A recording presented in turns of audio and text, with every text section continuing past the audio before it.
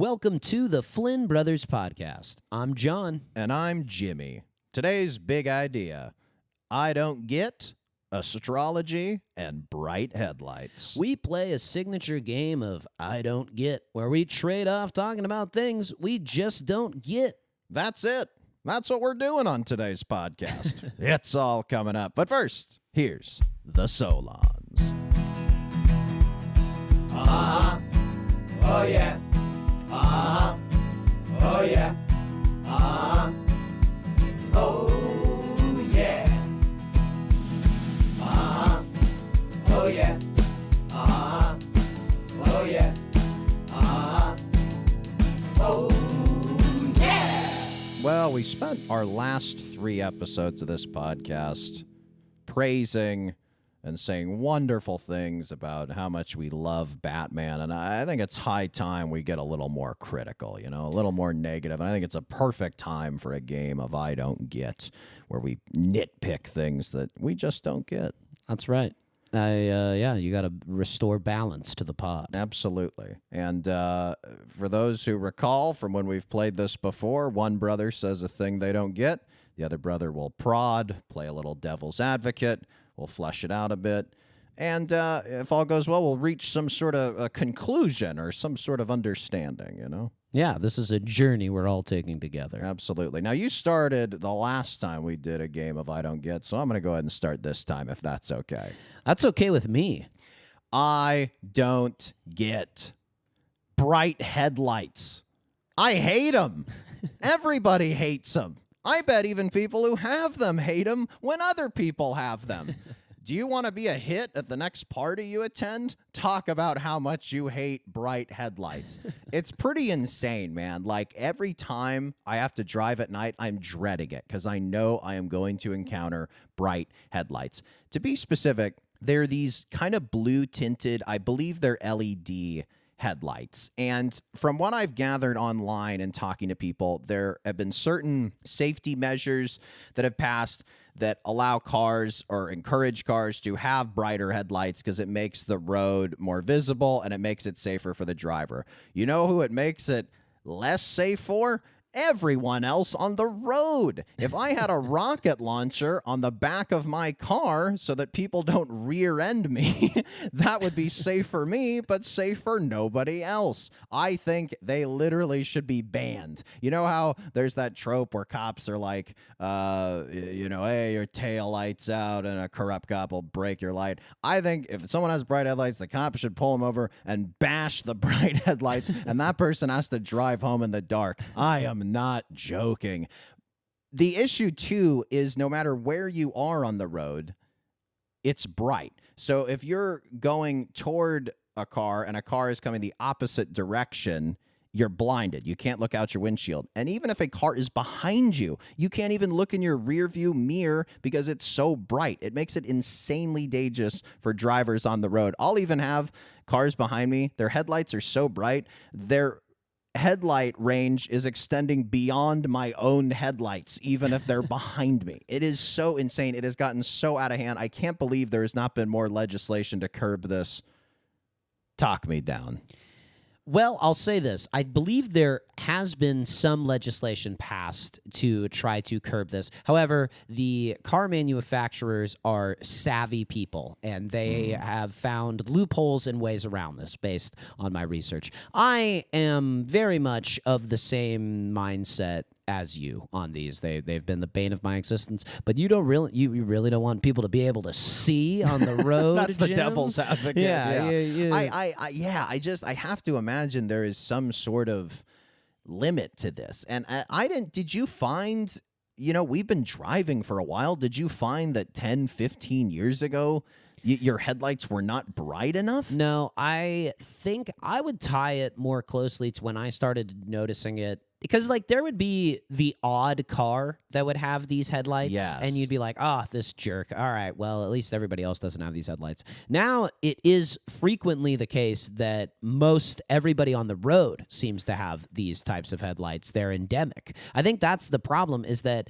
to your point about, cops going around smashing headlights, I think they would have to smash the headlights of darn near every car on the road. Well, we live in Los Angeles, which is jerk car capital of the world. There's so many. Any car that you think is douchey, there are so many of those here in Los Angeles, and they all have these bright headlights. And yeah, it just absolutely drives me crazy. I think legislation, to your point, I do think legislation has been passed, but it's not enforced at all, obviously, because all these cars are still out here. It genuinely makes me think at times, and this may even be the case, are there some people who just have their high beams on the entire time they drive? Like every time they start up their car, they have their high beams on? Or is it these bright headlights? I think it ties to something that I've noticed since the pandemic, which is people have become, it feels, a bit less considerate of others in public, it feels like.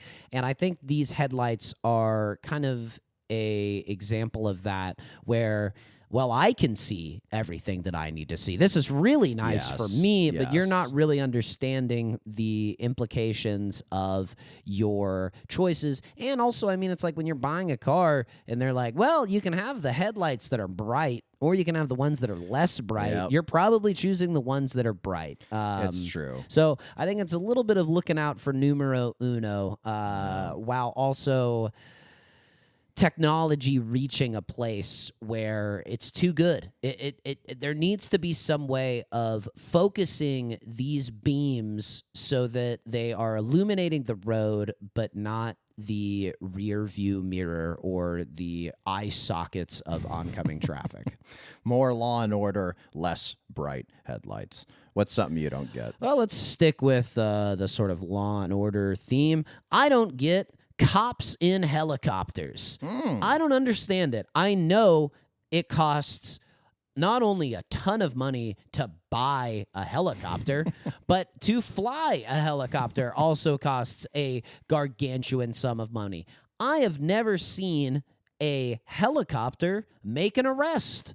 I have never seen a helicopter even really aid in an arrest. Sure, you know, you see they've got the spotlight, and every now and again they get on the loudspeaker and they're like, criminal, we see you, cease. Well, you know, the problem is you can just duck into a building. You can go underneath some trees. You can get away from the police. I mean, I guess they're helpful for tracking situations somewhat, but so often what you get instead is these interminable circles around city neighborhoods that will rattle the windows and, you know, generally disturb the peace of the people living in these places. My theory is that cops are bored around the station house. It's sunset coming up, and they're like, you know, it's really beautiful. Los Angeles is a really beautiful city from up in those choppers. What do you say we take one up, huh? Let's take one up. Let's go for a little pleasure cruise around the city. We'll say we're keeping an eye on crime. Wink, wink, nudge, nudge. They all pile in with a couple of beers to the helicopter, and they're looking around. They're seeing the sights. They're watching the set dip into the ocean. Set dip into the ocean. The sunset. Sunset. Dip into the ocean. Yes, I don't think it deters crime. I think it's a nuisance, and I think that they should all be gotten rid of. I do not feel safer. I actually feel in more danger with a helicopter around. That's fair. If you can't catch them on foot, then hats off to them. They outran you. That's right. It's interesting. So, devil's advocate. They're often used for high-speed chases. They're used for fugitives, people evading the law. It can give you a point of view that obviously being on the ground cannot give you. I would say where I align with you is the cost. The juice is just not worth the squeeze, and the amount. Something that isn't talked about enough is noise pollution and just noise annoyances. Like, I was at the beach a couple weeks ago, and a guy's car alarm was going off for 45 minutes. What? Like, Oh my literally 100 feet from the beach. And it's like, look, you're at the beach, it's cool, but it's like, why did I come to the beach and enjoy the sounds of the waves and the wind and the laughter and the pleasure? And a car alarm's going off. Who compensates me? Who do I write a letter to, right? City councilman. But I think the chopper thing, you're right. The noise is extraordinary at times, and it can last an hour or more. And it's a huge deal here in Los Angeles. I think other cities, it's not as big of a deal, obviously, but there's a lot of choppers in Los Angeles. And you'd really have to wonder, like, how many bad guys are they catching? How many stolen BMWs are they recovering that makes this cost worth it? Yeah, fugitives. Couple things. One thing I don't get, car alarms that last for longer than about 2 minutes. Yeah. I think that's all you need to let somebody know that a car is being stolen. And then to your other point, I think the other reason why a lot of this happens is because, a police force never wants to seem as though they're not prepared for every possible situation. And there's also all of this military surplus that eventually gets sold off to police stations and police forces after the army has upgraded whatever their chopper is. And so I think that's also just sort of a problem of the over-militarization of America, which we don't need to necessarily get into. But yes, I just think they're noisy. I don't think they make much of a difference. And to me, it's the cops having a good time on the taxpayers' dime, looking at the city. Hey, the Dodgers are playing tonight. Oh, it's the top of the eighth. Let's catch the last few. Let's watch Ohtani.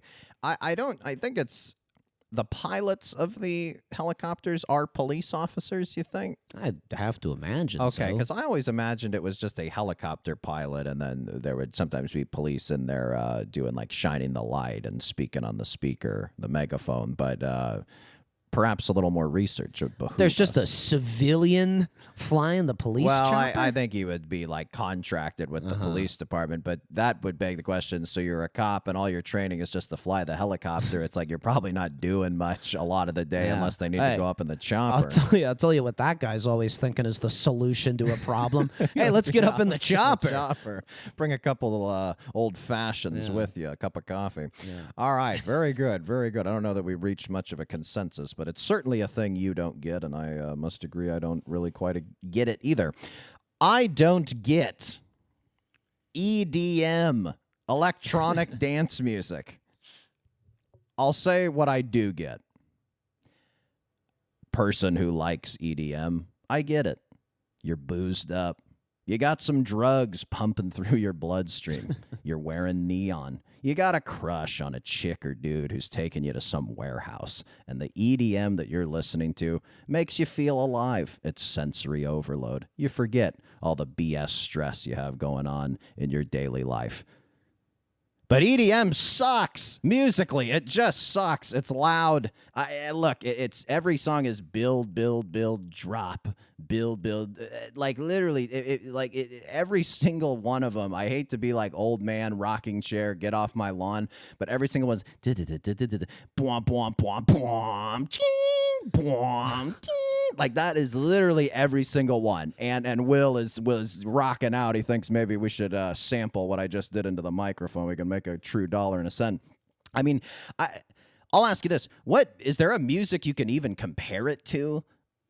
I guess this is sacrilegious to say, but classical No, music, I guess, 'cause it's instrumental Beethoven and all rolling about in his composition. grave. Mozart, Certainly no. not as complex. Salieri, no, don't roll in your graves at what my brother said. Well, it's just sort of, you take, it's like dance. Well, yeah, I guess that's dance music is in there. Maybe I don't do enough drugs, but I just don't get EDM. I hate every time it plays in a normal everyday context. Like sometimes you'll be at a restaurant, like a fast casual restaurant, it'll be playing, and the worst is if I'm with someone, an acquaintance, a friend, and they mention that they not only name the EDM song but know the artist that's by, I immediately lose all respect and admiration. It gives me the ick.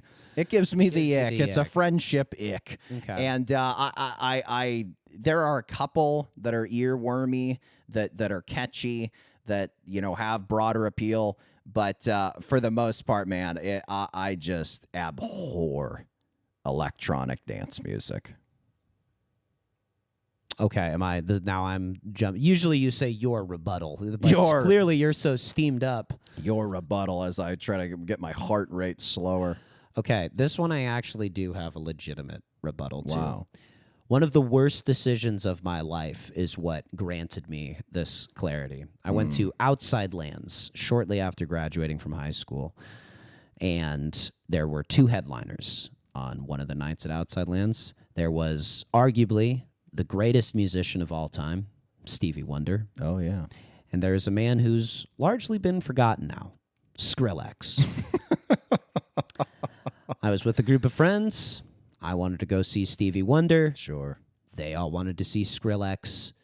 I was going home with them.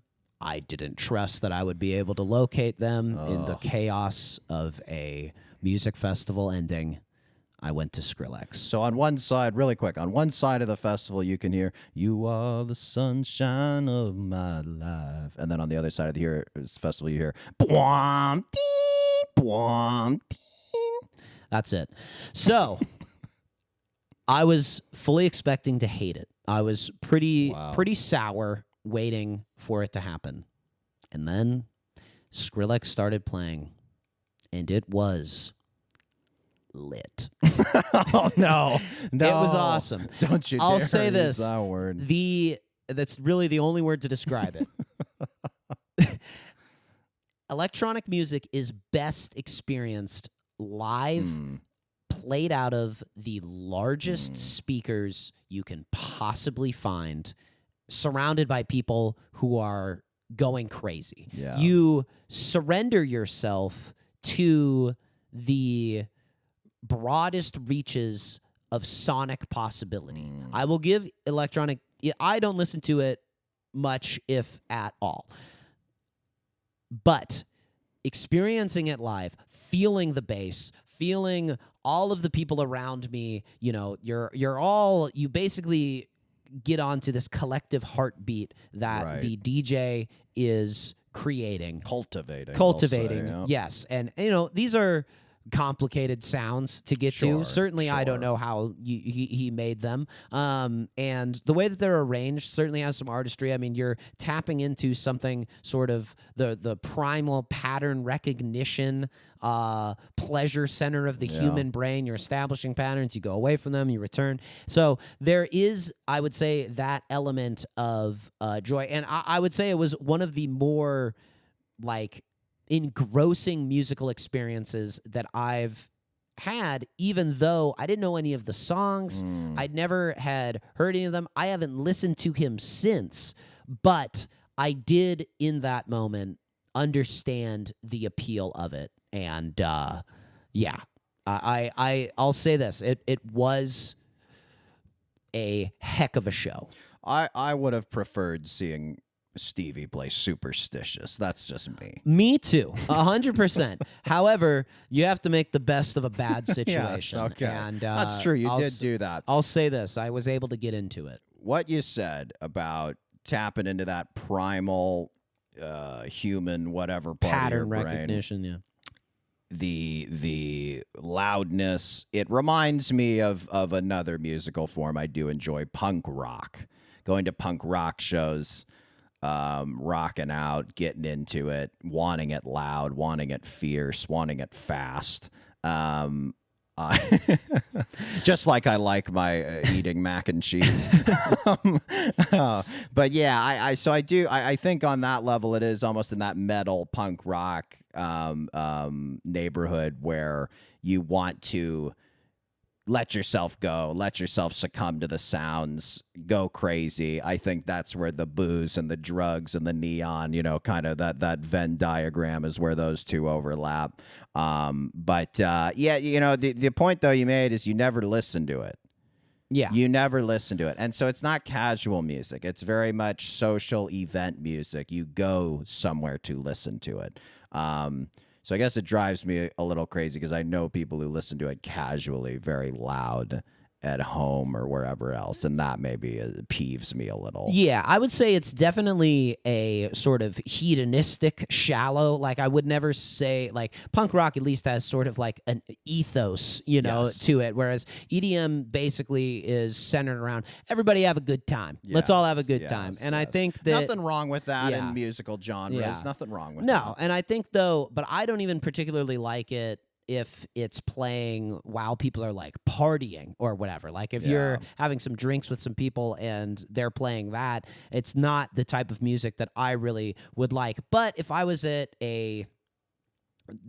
I don't know that I've ever even been to this or that such a place even exists, a dance club where the music's really loud and all you're doing there is to just have a good time Have and to dance go to around. Japan or something. Maybe they got That would be an acceptable form of music, I think, there. Well, I may not like it, but you've helped me get it a little more, so I think we're making some good progress here, buddy. I was pretty sheepish to admit it. No worries. I won't tell Stevie. That's okay. Yeah, God. It's a heartbreaker to have missed that. All right, my turn. Yep. I don't get Lime scooters.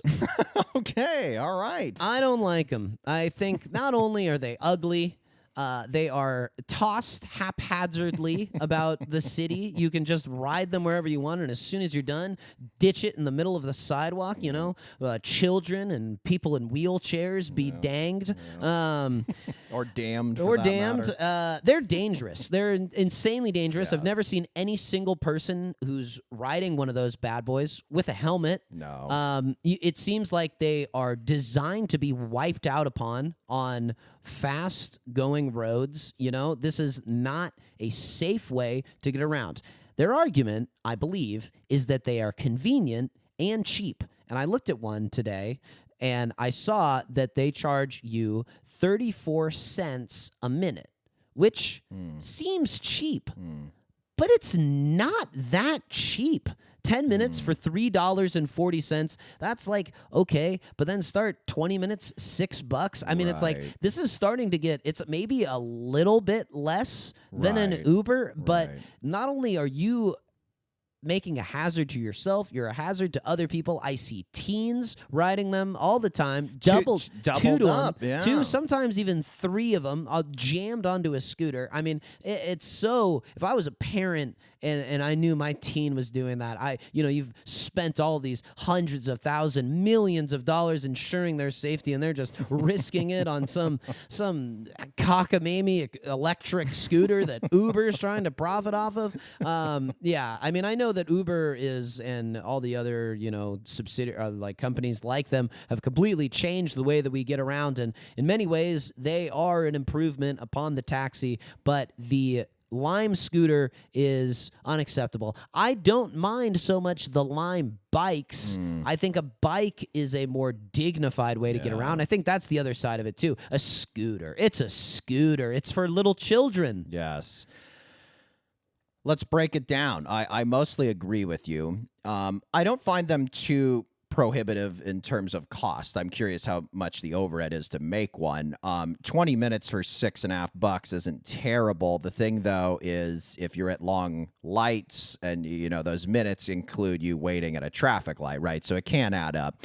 My big issue is when people ride them fast on the sidewalk. That, to me, is dumb, selfish. It's the sidewalk equivalent of bright headlights cruising on a Lime scooter. I have so many times almost been nailed. I find bike riders who occasionally are forced onto the sidewalk will say, on your left, or will be going slowly. Most people on Lime scooters on sidewalks are zipping. They say nothing. They're these antisocial teens, with the brain rot and everything. And AirPods. And the AirPods and everything. They're, like you said, they're doubled up, trying to look cool on a date. And it's just reckless, dude. And I don't mind them in bike lanes. I don't mind them like in the road. And it's like you're going as fast as cars if you're like, going around the city. So it's like I don't mind that as much. But yeah, dude, them on the sidewalks, them without helmets. I remember one time we were out with a friend, had a couple of adult beverages, and we were getting an Uber, and he suggested we take the scooters. And I was just like, okay, this is not how I'm going out. I'm not going out a little tipsy on a Lime scooter with no helmet. Riding it for like 2 miles to me is ludicrous. Yes. Like, I guess I could see it if you were just zipping around the neighborhood. I can also understand it a little bit for teens. You aren't allowed to ride, or you aren't allowed to drive a car, which is funny because it's like when you're on a Lime scooter, it's like you can't kill anybody, but you can for sure get killed. Yes.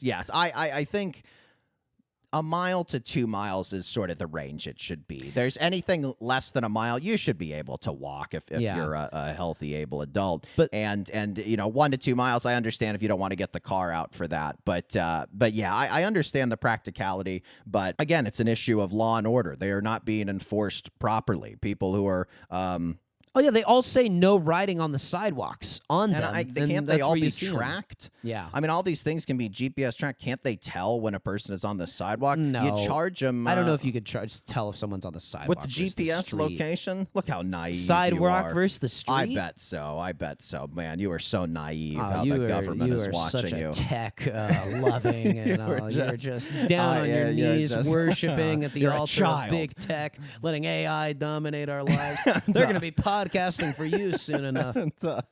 and that's true. Good. No, AI Flynn Brothers podcast. This is where the AI would make a mention of mac and cheese if it were me. But yeah, I understand. Back on track. I understand the practicality. I don't think they are enforced properly. And yes, man, I do think they are dangerous. That's it. I rest my case. We came to a consensus. Again, we find these issues of law and order needing to be enforced in a more responsible way. I didn't realize we were such rule and oriented. Yes. Well, got to do something. Got to have some ethos, as you had Code. said earlier. All right, quick break. When we come back, more stuff we don't get.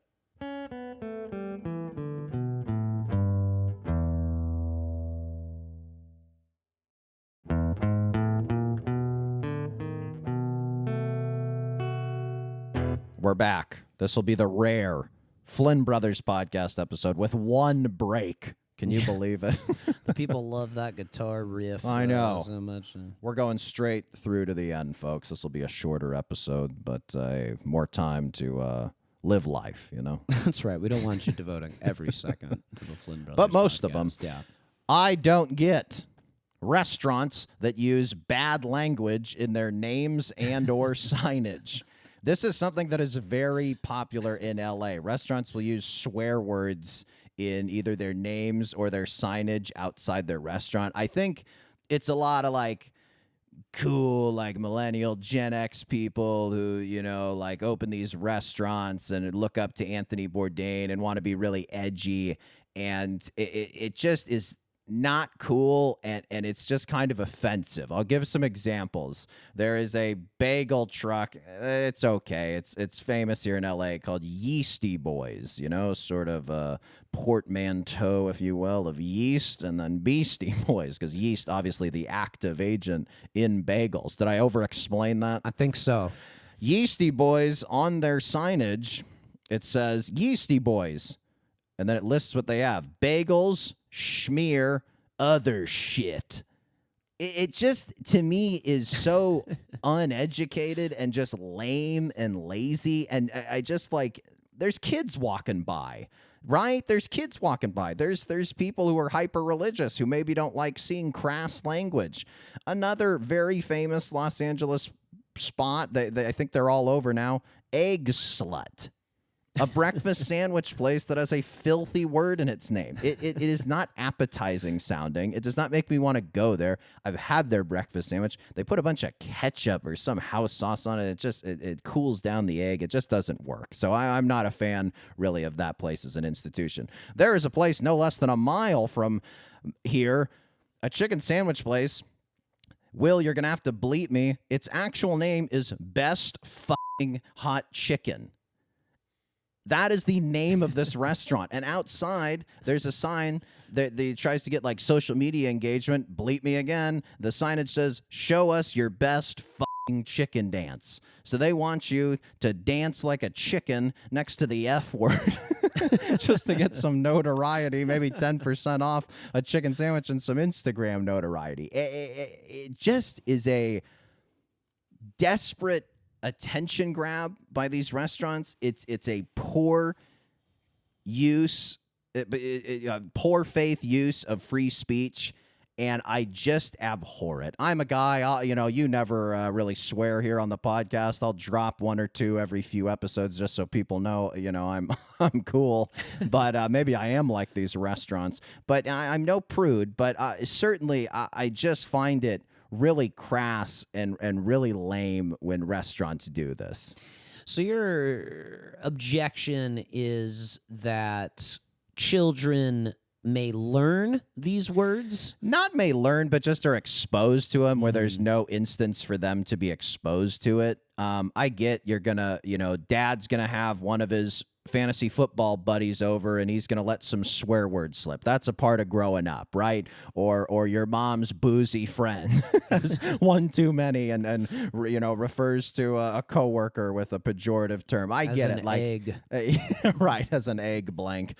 And I get it. Like, kids will be exposed to swearing. It doesn't mean we have to just throw it in their face. It doesn't make me want to go to your restaurant. It doesn't. If this is how you are conveying yourself as a business, I don't find it very respectable. You're a man who loves Musso and Frank is your favorite restaurant. Are you objecting then sort of to the coarsening of culture? Well, look, Yeasty Boys is no Musso and Frank Grill. Musso and Frank Grill entrees $30, $40+ Yeasty Boys, you get they're certainly overpriced, but it's a quick, fast casual bagel you get on the go. It's a food truck. I get it. Yeah. Well, maybe these places, all the places that you're naming are new places. Have you ever considered that it's almost impossible to come up with an original restaurant name that doesn't use a swear word? It doesn't use a sort? crass word. Here's what I'll say. The exception of the rule is this. I like these sort of like seafood restaurants that'll use these naughty like puns, like you'll go to a place and get a T-shirt from one of these seafood restaurants that says like, "I got crabs from the Rusty Clam" or something, something like that, where it's like really, real double entendre and sleazy, and something like that befits the beach. The beach is a sleazy magnet for all type of folk. I get that, but throughout cities, without the beach excuse, I don't know the beach excuse. Without the beach excuse, I just don't know. I just don't find it respectable. I don't know. It's just something deep in my gut. Maybe it's irrational, but just deep in my gut, it makes me never want to go there. Fair enough. The argument that you make there is you're turning off people potentially of going to your restaurant because they object to the coarse language. If you were a using. parent, would you bring your kid to a bagel truck that had shit written on it? I guess not. Probably not if the kid's under 12 or 10 or whatever. I don't know. As they get older, who cares? They've heard it all, right? Kids start watching R-rated movies as they, get into middle school, if not sooner for some kids, right? Well, perhaps that's what they're attempting to communicate, that this is food for adults. Yeah, maybe. But then...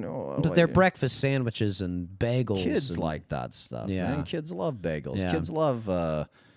chicken sandwiches and doing chicken dances. That's more geared really toward children. So why true. have an F word in it? Yeah, I guess you're alienating some audience. Yeah. I guess it's just from a business perspective. It doesn't make a lot of sense. Yeah, I don't really get it either, but I think you're trying to draw attention. A lot of restaurant names already been taken, and you're giving yourself this sort of edgy branding that people like to be associated with edgy things. And That's true. That's true. Maybe you're a straight down the middle. Sort of guy. I don't know. Ham and eggs. I'm a ham and eggs guy. No swear words on the menu, please. Yeah.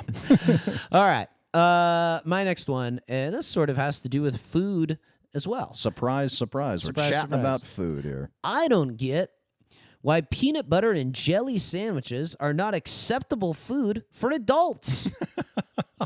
Who's saying this? If you go, so we work, if you go to a job, We famously my mom had a coworker who every day pretty much brought a peanut butter and jelly sandwich. For decades. 30 years. And he was... You're mocked a little bit. It's a bit of ridicule. You're seen as a child bringing their little lunch and their little lunchbox, little peanut butter and jelly. Yes, you're right. But here's the thing: the individual ingredients are fine on their own. Nobody would turn up their nose at somebody buying a Laura Scudder peanut butter. Or some other more famous brand. I feel like Laura Scudder's well known, maybe not. Bon Maman jam, very high quality. Fabulous. You see it on charcuterie plates everywhere. Fabulous. Dave's Killer Bread, of course, Yeah, a very well-regarded bread. Why these specific brands? These were Are the there exact ones. sponsorship? I ate a peanut butter and jelly sandwich right before we did this podcast. podcast. Well, that's because you're trying to get the protein boost from We'll the see. peanut There you butter. go. You're a protein guy. So you're allowed to eat other items that children enjoy. For instance, you can have ice cream. Sure. You could eat waffles. Sure. You can eat insert third item. Things you can't, gushers. Sure, Gushers.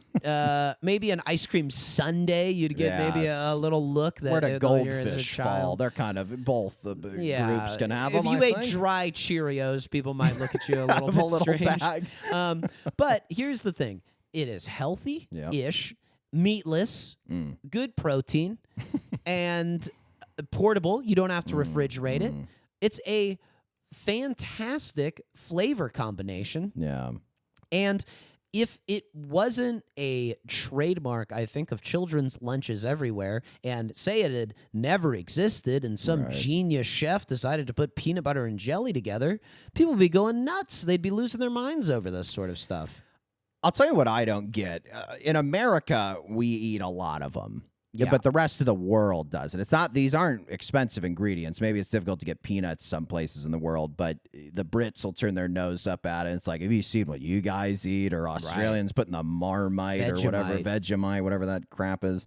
Yeah, dude. I mean, it's great. I've never stopped liking them. Your point, it's environmentally friendly, right? It's meatless, it's healthy, good protein. These are sustainable items. The jelly makes it almost a little dessert like too. It's a little Very much. naughty, but you get a little fruit as well. Yeah, I think this may be a bit of a straw man though, because I don't know that too many people are going to mock you for being an adult eating a peanut butter and jelly sandwich. I think it's more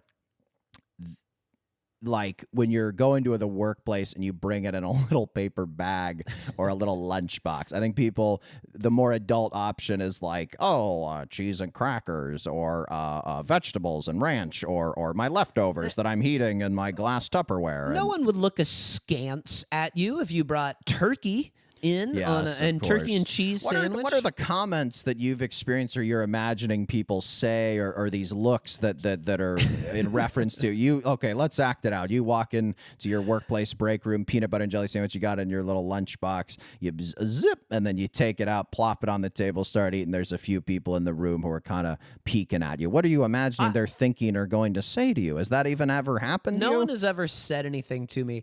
I suppose I am more just slightly embarrassed whenever I bring a peanut butter and jelly sandwich because I do think it is a child's food. I don't think it is seen as like an acceptable item for an adult to eat.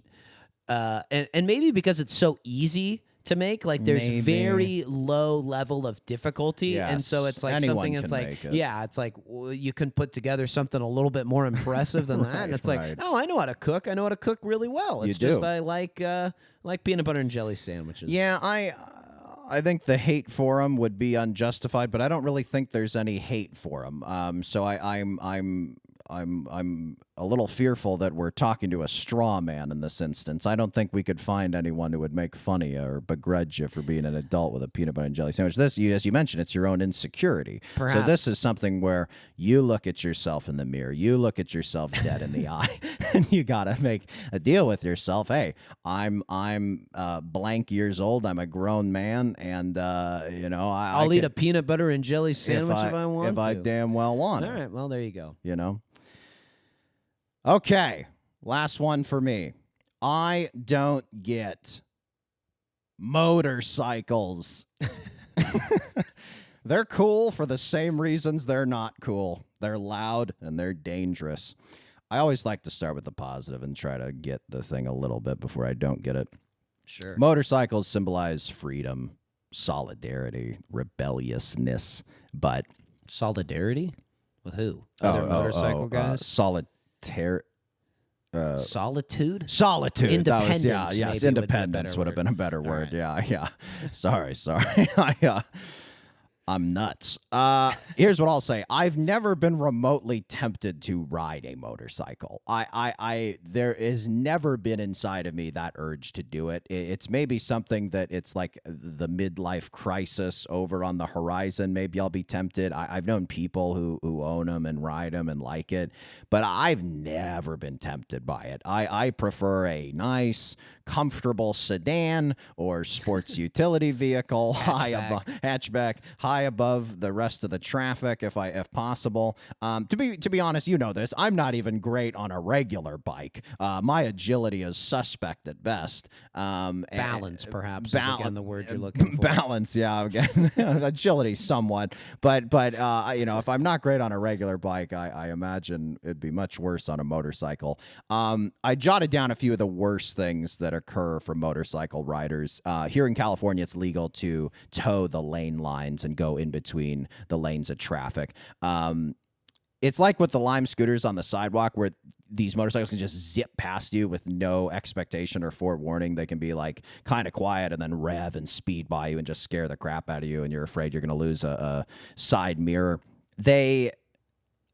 South Park has made fun of this when they rev motorcycle groups and gangs and like rev up and just like nobody likes you. You're annoying. Again, who compensates me for the noise pollution? Who compensates me for the annoyance of these morons on their loud motorcycles?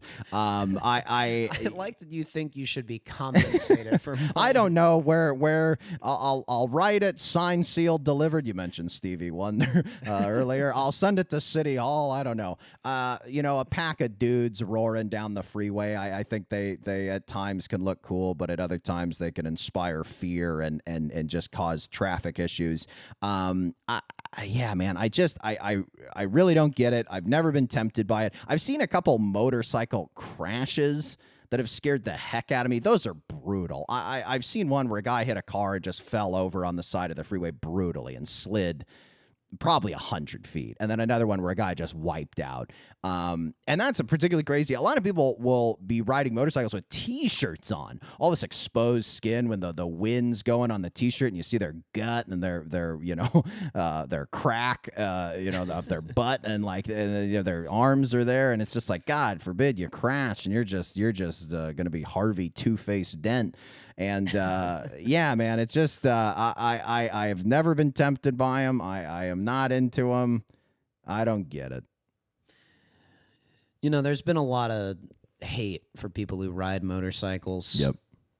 Often there's jokes cracked at their manhood when they go by loudly. Their size and virility, specifically. Me, I think it's awesome. Oh no, awesome. Not my own brother. Yeah, I think the thrill of the wind in your hair, the power of the engine between your legs, the devil may care attitude you give off, the bugs in your teeth. Yeah. I mean, it's the vehicle equivalent of smoking a cigarette. Yeah. It's like, it looks cool. Sure, it's taken some time off my life, most likely, but hey, feels good. And I think that there's something that I've recently moved somewhere where I no longer have a parking space, and parking is difficult where I am. And I have often thought, boy, it'd be really easy to park a motorcycle. And when you're on the freeway, you also think, boy, it'd be nice if I could just zip through all of this traffic. Yes, it is true. I will also say a thing I forgot to mention is sometimes a motorcycle will be in a regular car parking space taking it up.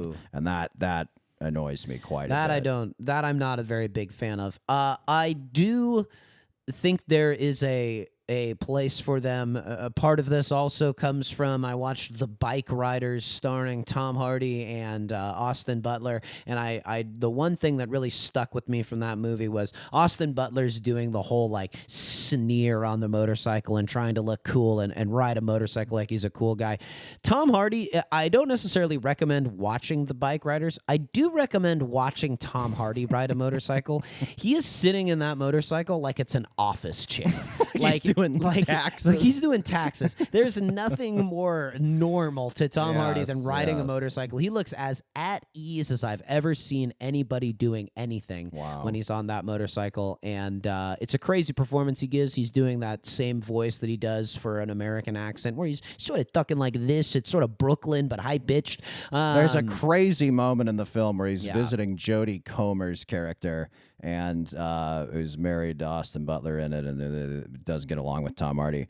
And he like knocks on the door, and Jodie Comer comes to the door, and Tom Hardy's kind of squinting at her, and he takes like a really long beat, and then he just goes, "Hey, Kathy."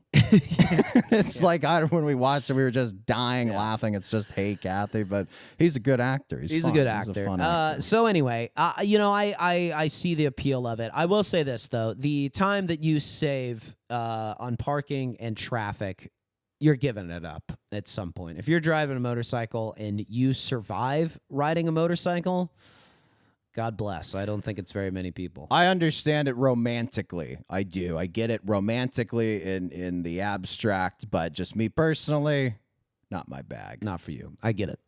I hear you. I would probably not ride a motorcycle on my own. However, if there was a very attractive leather jacket wearing babe who told me to hop on, I probably would get on. Yeah, that's fair. Okay, my last one. It was teased at the top. Yep. I'm taking a blowtorch to much of Los Angeles with this one. I don't get astrology. Yeah. I think it's silly. I think it's selfish.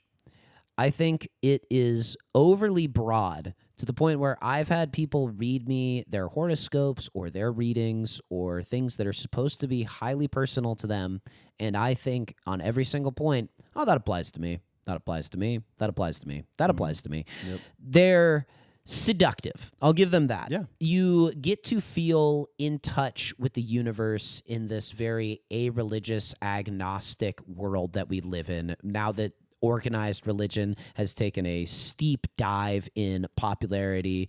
People are looking for something to fill that void, to answer the questions about themselves and about the way that their life is going. I understand that. However, I think the difference between organized religion and when it's done correctly and not abused and all of that, all the other caveats we need to give to that.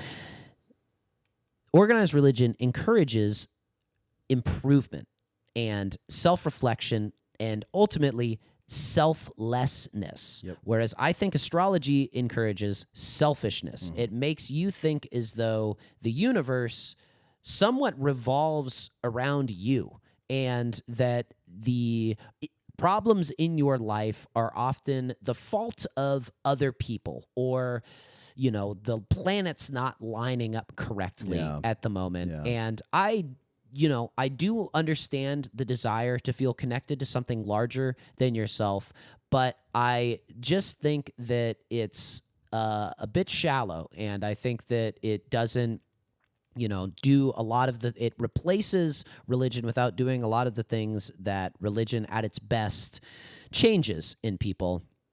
And as my sort of final note on this, I will say this. I've never seen an astrology-based organization dedicated to serving other people. Yeah, our microphones are in stands, but that would be quite a mic drop. Devil's advocate, like religion, astrology can inspire hope. If you were feeling hopeless, it could inspire some hope, some meaning. It's a quick and dirty way for people to get to know each other and feel familiar with each other. It's often at parties. Wait, are you a Capricorn? Are you a Libra? Oh, you're such a Sagittarius. Look at you rattling 3 off. Not bad. But again, it's very vapid. It just, you're making stereotypes or assumptions about people based on what month they were born in. Which is, I think people all know the factors that lead to the birth of a child. I mean, a lot of this stuff is random, is not necessarily aligned with the stars for all folks. Yeah, I completely agree with you. I find the things that are powerful about Catholicism or Judaism or Islam or Buddhism or so many great historical religions. Yes, there have been, due to these major monotheistic religions, Buddhism aside, although perhaps, lots of wars, lots of atrocities, things you mentioned. Like, so again, you can say, all right, well, astrology never had a crusades, right? You can say that, right? It's rather peaceful in that sense, but I completely agree with you. All the focus is inward. There is a total lack of service toward others. Most people I find who are really into it,